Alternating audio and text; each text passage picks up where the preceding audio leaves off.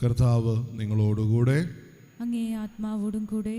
ലൂക്കായുടെ വിശുദ്ധ സുവിശേഷം നിന്നുള്ള വായന. കർത്താവേ, അങ്ങേക്ക് മഹത്വം. അക്കാലത്ത് യേശു ശിഷ്യരോട് അരുളി ചെയ്തു, ഭൂമിയിൽ തീയിടാനാണ് ഞാൻ വന്നത്. അത് ഇതിനകം കത്തിജ്വലിച്ചിരുതെങ്കിൽ എനിക്കൊരു സ്നാനം സ്വീകരിക്കാനുണ്ട്. അത് നിവൃത്തിയാകുവോളം ഞാൻ എത്ര ഞെരുങ്ങുന്നു. ഭൂമിയിൽ സമാധാനം നൽകാനാണ് ഞാൻ വന്നിരിക്കുന്നതെന്ന് നിങ്ങളോട് വിചാരിക്കുന്നുവോ? അല്ല, ഭിന്നത എന്ന് ഞാൻ നിങ്ങളോട് പറയുന്നു. ഭിന്നിച്ചിരിക്കുന്ന 5 പേർ ഇനിമേൽ ഒരു വീട്ടിലുണ്ടായിരിക്കും. 3 പേർ 2 പേർക്കെതിരായും 2 പേർ 3 പേർക്കെതിരായും ഭിന്നിച്ചിരിക്കും. പിതാവ് പുത്രനും പുത്രൻ പിതാവിനും എതിരായും അമ്മ മക്കൾക്കും മക്കൾ അമ്മയ്ക്കുമെതിരായും അമ്മായിമ്മ മരുമക്കൾക്കും മരുമകൾ അമ്മായിമ്മയ്ക്കെതിരായും ഭിന്നിക്കും.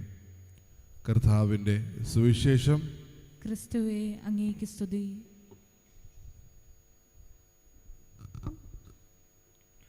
ഈശ്വരത്തിന് സ്നേഹം നിറഞ്ഞ മാതാപിതാക്കളെ, സഹോദരി സഹോദരങ്ങളെ, ഈ ദിവസങ്ങളിൽ നമ്മൾ വായിച്ചു കേൾക്കുന്ന വായന ഭാഗങ്ങൾ അവിടുത്തെ ശിഷ്യത്വത്തിലും അല്ലെങ്കിൽ അവിടുത്തെ രണ്ടാം വരവിന് വേണ്ടി നമ്മുടെ ഹൃദയങ്ങളെ ഒരുക്കാനുള്ളൊരു അർത്ഥവാക്യമായിട്ട് അല്ലെങ്കിൽ ഒരു ആഹ്വാനമായിട്ടാണ് തമ്പുരാൻ നമ്മുടെ മുമ്പിലേക്ക് ഈ സുവിശേഷങ്ങളെ പരിചയപ്പെടുത്തുക.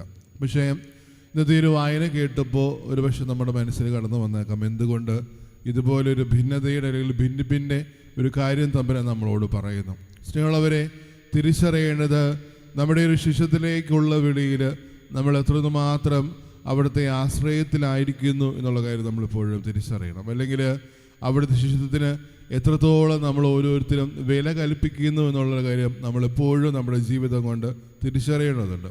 കാരണം പലപ്പോഴും പഴയ കാലഘട്ടങ്ങളിലേക്ക് ചെല്ലുമ്പോൾ ഒരു ഗുരുവിനെ അവരോരോരുത്തരും തിരിച്ചറിയുമ്പോൾ അവരവരുടെ സർവവും ഈ ഒരു ഗുരുവിനെ സമർപ്പിച്ച് അവരുടെ ജീവിതത്തിലേക്ക് അവർ ചേർന്ന് നിൽക്കുകയാണ് പലപ്പോഴും പതിവ്. അല്ലെങ്കിൽ ആ ഒരു ശിഷ്യത്വത്തിൽ ഒരിക്കൽ പോലും ഒരു വില കൽപ്പിക്കാതെ അല്ലെങ്കിൽ വില മാറ്റിവെക്കാതെ പലപ്പോഴും അവർ പിന്തുടരുമ്പോൾ പലപ്പോഴും ആ ഒരു ഗുരു പറയുന്ന ഓരോ കാര്യങ്ങളും കേട്ട് അത് ഒരു ജീവിതത്തിൽ അവർ പ്രാബല്യപ്പെടുത്തി അത് പലപ്പോഴും മറ്റുള്ളവർക്ക് മാതൃകയാകുന്ന രീതിയിൽ അവരോരോരുത്തരും ജീവിച്ച് മുന്നേറി പോകാറുണ്ട്. സ്നേഹമുള്ളവരെ, നമ്മൾ തിരിച്ചറിയേണ്ടത് നമ്മൾ ഓരോരുത്തരും ഏറ്റവും വലിയ ഒരു ശിഷ്യത്തിലേക്ക് നമ്മുടെ മാമോദീസായിലൂടെ നമ്മൾ വിളിക്കപ്പെട്ടു.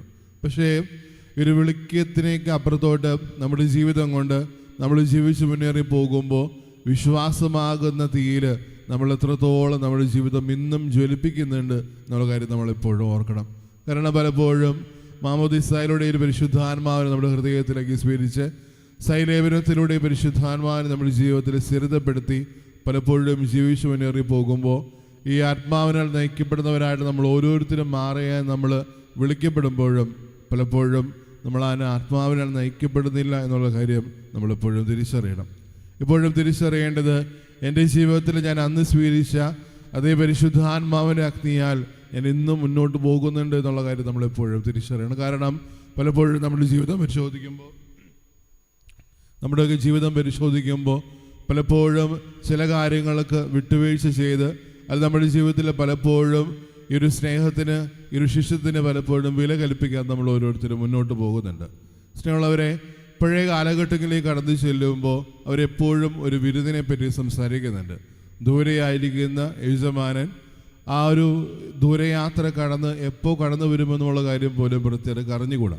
അതുകൊണ്ട് തന്നെ വിശ്വസ്തയോടുകൂടിയായിരിക്കുന്ന അവരോരോരുത്തരും പലപ്പോഴും കാത്തിരിക്കുക അവർ യജമാനൻ്റെ സാന്നിധ്യത്തിന് വേണ്ടിയിട്ടാണ്.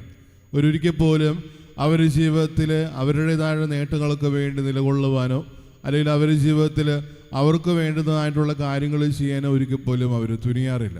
അതിലുപരി ഒരു കാത്തിരിപ്പിൽ എപ്പോഴും അവർ സന്നദ്ധരായി അവർ നാഥൻ ഏതൊരു മണിക്കൂറിൽ കടന്നു വരികയാണെങ്കിലും അവരോരോരുത്തരും അത്ര താല്പര്യത്തോടു കൂടി ആ ഒരു സാന്നിധ്യത്തിന് വേണ്ടി അവർ ജീവിതത്തിൽ പ്രതീക്ഷിച്ചിരുന്നു, കാത്തിരുന്നു. അത്രത്തോളം വിശ്വസ്തയോടുകൂടി അവരവരുടെ ജീവിതത്തിൽ ഒരു യജമാനന് വേണ്ടി കാത്തിരിക്കുമ്പോൾ ആ ഒരു ശിഷ്യത്വത്തിന് അത്രത്തോളം വില കൽപ്പിക്കുമ്പോൾ നമ്മുടെ ജീവിതത്തിൽ നമ്മൾ തിരിച്ചറിയേണ്ടത് എത്രത്തോളം വില എൻ്റെ നാഥന് വേണ്ടി എൻ്റെ ജീവിതത്തിൽ അവർ രണ്ടാം വരവിന് വേണ്ടി ഞാൻ കൊടുക്കുന്നു എന്നുള്ള കാര്യം നമ്മൾ എപ്പോഴും ഓർക്കണം. കാരണം ആ ഒരു കാലഘട്ടത്തിൽ അവർ പല വിളക്കുകളും അവർ ഒരു ഭവനത്തിൽ അല്ലെങ്കിൽ ഒരു മാളികയിൽ കത്തിച്ചു വയ്ക്കുമ്പോൾ ഒരു വിളക്ക് മാത്രം അണഞ്ഞു പോകാതെ അവർ കാത്തു സൂക്ഷിക്കും. എത്രയോ യജമാനന്മാർ കടന്നു വന്നാൽ പോലും ഒരു വൃത്തിയിൽ ഒരാൾ എപ്പോഴും അവരുടെ ജീവിതത്തിൽ ഉറക്കമൊഴിച്ച് ഈ ഒരു യജമാനന് വേണ്ടി കാത്തിരിക്കുകയും ആ ഒരു വിളക്ക് അത്രത്തോളം ഭംഗിയോടുകൂടി ചേർത്ത് വയ്ക്കാനും അതൊരിക്കൽ പോലും കെട്ടുപോകാതെ എൻ്റെ സാന്നിധ്യത്തിൽ എപ്പോഴും നിന്ന് യജമാനന് വേണ്ടി കാത്തിരിക്കും. അതുപോലെ നമ്മുടെ ജീവിതവും നമ്മൾ തിരിച്ചറിയേണ്ടത് ഒരു പിന്നെ കാര്യങ്ങൾ പലപ്പോഴും നമ്മളോട് പറയുമ്പോൾ എപ്പോഴും ഓർക്കുക, അവനെ പിന്തുടരുന്നത് കൊണ്ട് ഒരുപക്ഷെ നമ്മൾ ഒറ്റപ്പെട്ടേക്കാം.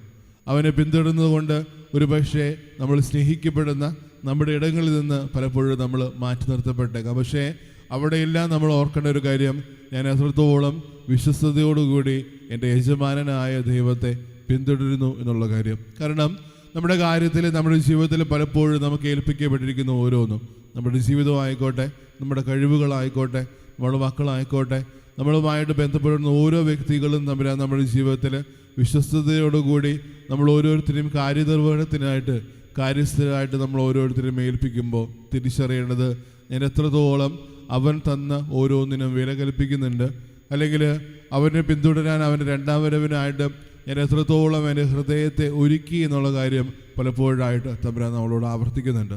സ്ത്രീകളവരെ തിരിച്ചറിയേണ്ടത് ഒരു ശിശുത്വത്തിന് എത്രത്തോളം വില കൽപ്പിക്കുന്നു എന്നുള്ള കാര്യവും, അതിലുപരി ഇതിനു വേണ്ടി എത്രത്തോളം എൻ്റെ ജീവിതത്തിൽ ഒരു ഭയത്തോടെ അല്ലെങ്കിൽ ഭയവിഹീനതയോടുകൂടി എൻ്റെ ജീവിതം കൊടുക്കേണ്ടി വന്നാൽ പോലും ആ ഒരു ശിശുത്വത്തിന് എൻ്റെ ജീവിതത്തിലെ വിശ്വസ്തയോടുകൂടി വില കൽപ്പിക്കാൻ നമ്മൾ ഓരോരുത്തരും വിളിക്കപ്പെട്ടവരാണ്. കാരണം പലപ്പോഴും ദൈവത്തെ ഏറ്റുപറയുന്നത് കൊണ്ട് സ്വജീവൻ തന്നെ നഷ്ടപ്പെടുന്ന ഒത്തിരിയേറെ പേരുണ്ട് നമ്മുടെ ചുറ്റും.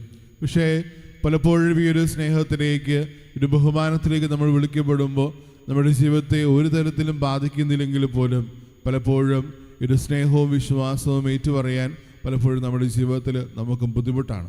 നമ്മുടെ ഇടങ്ങളിലായിക്കോട്ടെ, നമ്മൾ വിളിക്കപ്പെട്ടിരിക്കുന്ന ഓരോ അവസ്ഥയിലായിക്കോട്ടെ. പക്ഷേ അവിടെയെല്ലാം നമ്മൾ തിരിച്ചറിയേണ്ട ഒരു കാര്യം, ഈ വിശ്വസ്തയോടുകൂടി അവർ ശിഷ്യത്തിലേക്ക് നമ്മൾ ഓരോരുത്തരും ചേർന്ന് നിൽക്കാൻ നമ്മൾ വിളിക്കപ്പെട്ടവരാണെന്നുള്ള കാര്യം നമ്മളെപ്പോഴും തിരിച്ചറിയണം. തമ്പുരാൻ നമ്മൾ ഓരോരുത്തരെയും സമൃദ്ധമായിട്ട് അനുഗ്രഹിക്കട്ടെ. പിതാവിൻ്റെയും പുത്രൻ്റെയും പരിശുദ്ധാത്മാവിൻ്റെയും നാമത്തിൽ ആമേൻ.